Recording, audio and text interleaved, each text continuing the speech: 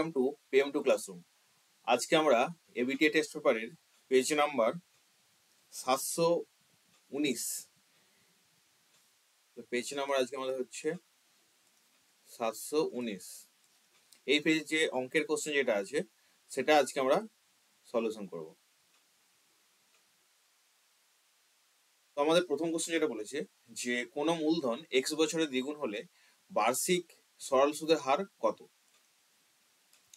তাহলে মূলধন আমার এখানে বলেছে যে দ্বিগুণ হয়ে যাচ্ছে x বছর, তাহলে সময়টা আমার এখানে বলে দেওয়া আছে কিছু টি বছর, সময়টা বলা আছে টি বছর। আমাকে এক্সট্রা বের করতে হবে এখানে, এখানে আমাকে আরটা বের করতে হবে কত পার্সেন্ট হারে বাড়ছে।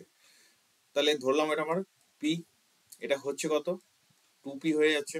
তাহলে আমার আই কত বেরোচ্ছে 2p minus P is equal to P হচ্ছে আমার সুদ। সেক্ষেত্রে আমি বলতে পারি P is equal to P আর, আরটা আমাকে বের করতে হবে, টি হচ্ছে এক্স বছর, এটা হচ্ছে এক্স বছর, এবং এখান থেকে আমি কি বের করব সুদের হারটা বের করব। তাহলে পিপি কাটছে, তাহলে আমার এখানে যেটা পড়ে থাকছে আর এক্স ইজ ইকাল টু 100। তাহলে এখানে আমার অপশন অনুযায়ী কি দেওয়া আছে, এখানে আমাকে আরটা বের করতে হবে, এটা হচ্ছে 100/x।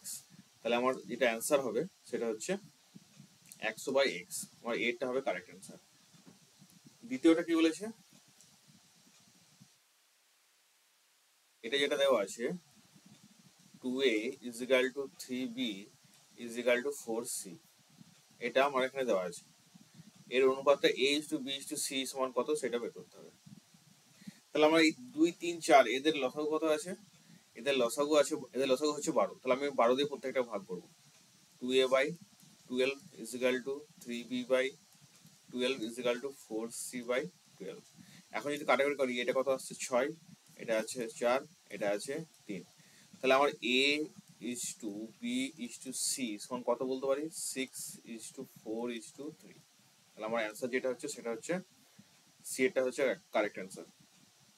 এবি এবং সিডি দুটি সমান্তরাল জ্যা, প্রত্যেকটি দৈর্ঘ্য 16 সেন্টিমিটার এবং বৃত্তটির ব্যাসার্ধ বলেছে 10 সেন্টিমিটার।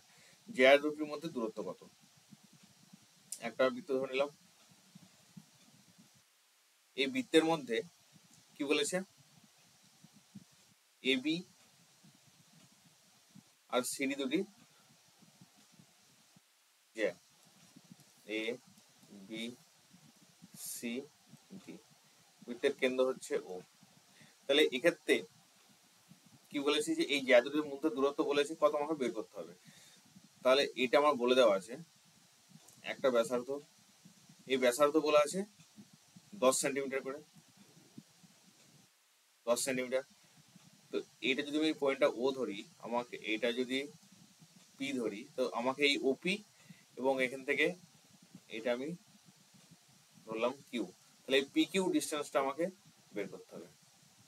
তাহলে এটা দেওয়া আছে 10, এই যে আমি এটা লম্ব দূরত্ব এঁকে নিলাম, এটা কি হলো, এটা এই যে 16 সেন্টিমিটার, সিডির দৈর্ঘ্য ছিল 16 সেন্টিমিটার, এটাকে 8 সেন্টিমিটার 8 সেন্টিমিটার ভাগ করে নিলাম।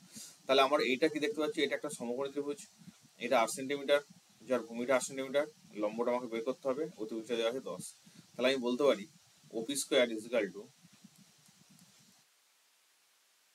10 স্কোয়ার মাইনাস 8 স্কোয়ার, এক্ষেত্রে আসছে কত 100 মাইনাস 64 ইজ ইকাল টু 36, আর ওপি ইজ ইকাল টু আসছে কত 6 সেন্টিমিটার। তাহলে এইটা বেরোলো 6 সেন্টিমিটার। অনুরূপভাবে এটাও কি বেরোবে, আমি এটা জয়েন করতে পারি ওবি, তাহলে এটাও বেরোবে, ও কিউ বেরোবে 6 সেন্টিমিটার। তাহলে আমার পি কিউ ডিস্টেন্স কত হলো 12 সেন্টিমিটার। তাহলে পি কিউ হচ্ছে কত 12 সেন্টিমিটার। তাহলে আমার এখানে অ্যান্সার যেটা হবে সেটা হচ্ছে বি এরটা 12 সেন্টিমিটার হবে কারেক্ট অ্যান্সার। চারটে বলছে sine theta minus cos theta is equal to 0। তাহলে এটা যেটা বলে দেওয়া আছে আমার যে sine theta minus cos theta is equal to 0। তাহলে আমি বলতে পারি sine theta is equal to cos theta, cos থিটাকে যদি আমি এদিকে নিয়ে চলে আসি তাহলে হবে sine theta by cos theta is equal to 1 সমান tan 45 ডিগ্রি। কারণ কি tan theta is equal two কি হচ্ছে tan 45 ডিগ্রি। তাহলে থিটা ইজ ইকাল টু হচ্ছে কত 45 ডিগ্রি। তাহলে থিটার মান পেলাম কত আমি 45 ডিগ্রি। তাহলে আমাকে এখান থেকে কি বের করতে হবে সেক থিটা কোসেক থিটা। তাহলে sec theta plus cosec theta is equal to কত পাবো sec 45 degree plus cosec 45 degree. এটা হচ্ছে √2, এটাও পাবো √2, তার মান হচ্ছে কত 2√2। তাহলে আমার এখানে অ্যান্সার কোনটা হবে? অ্যান্সার হবে ডি একটা 2√2। দুটি নিরেট লম্ববৃত্তাকার চোঙের ব্যাসার্ধের দৈর্ঘ্য অনুপাত 2:3 এবং তাদের উচ্চতার অনুপাত 5:3 হলে বলে তাদের আয়তনের অনুপাত কত হবে? এখানে আমার যেটা বলা আছে বললাম এটা হচ্ছে 2r, একটা হচ্ছে 3r, আর উচ্চতা বলে দেওয়া আছে কত, এটা হচ্ছে 5h, এটা হচ্ছে 3h। তাহলে তাদের আয়তন অনুপাত এখানে কত হচ্ছে লম্ববৃত্তাকার চোঙ বলেছে, তাহলে পাই আর স্কয়ার মানে 2r তার whole square into 5h is to এখানে দেবো পাই, এটার ক্ষেত্রে পাচ্ছি 3r তার হোল স্কয়ার ইন্টু 3h। তাহলে এখানে কত আসছে pi 4r square into 5h is to pi 9r square into 3h। আমার আর স্কয়ার পাই পাই কেটে যাচ্ছে, আমার এখানে থাকছে 20:27।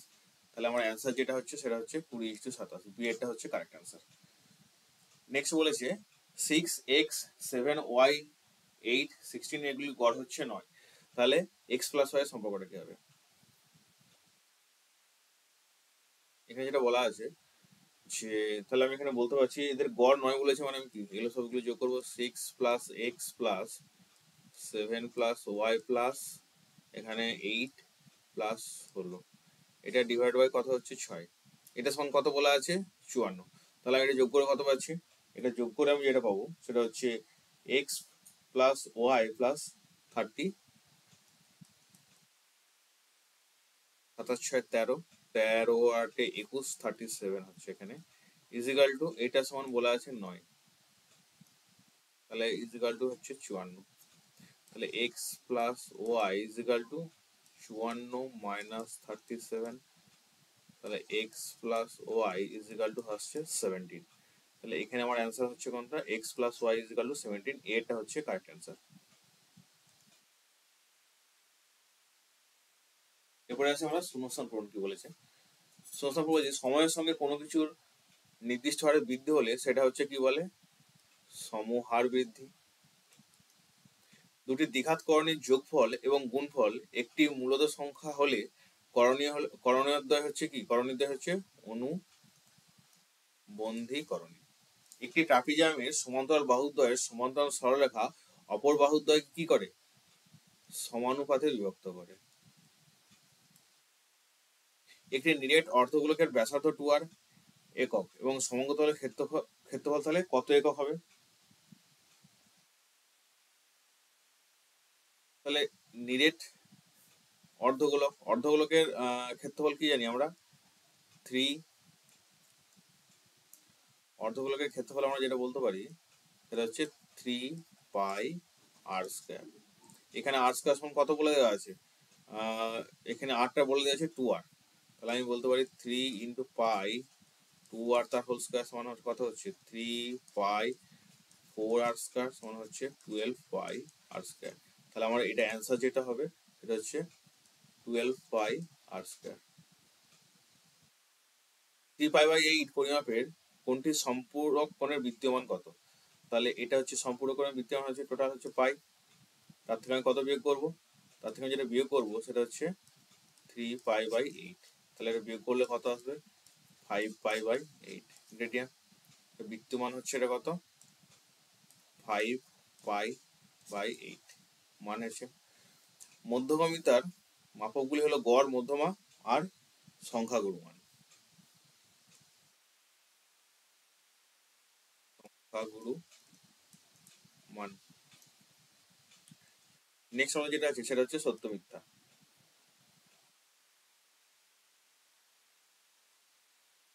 অংশীদারি কারবারে অংশীদারদের প্রত্যেকের দেয় অর্থই হলো অংশীদারগণের নিজস্ব মূলধন।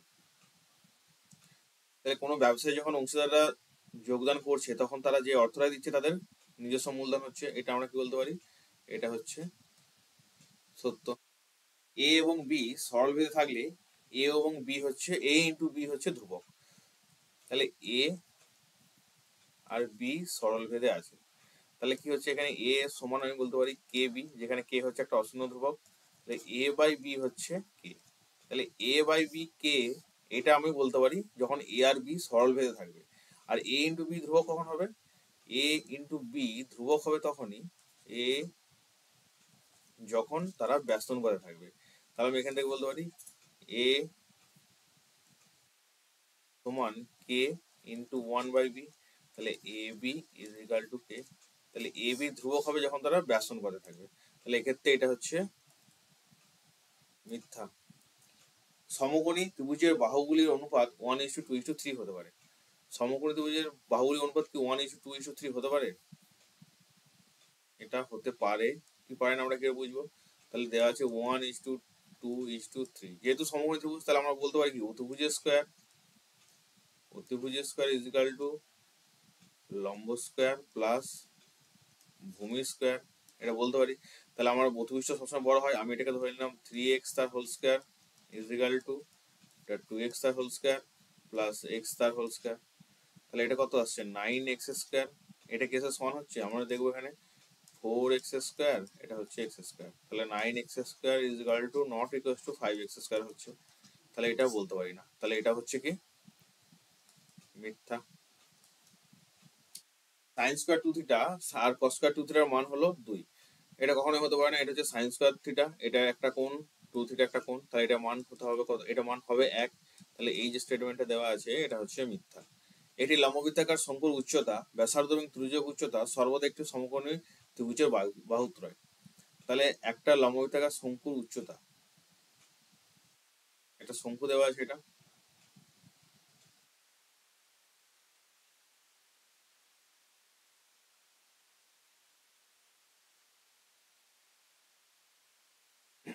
আমরা যেটা শঙ্কু আঁকি এখানে,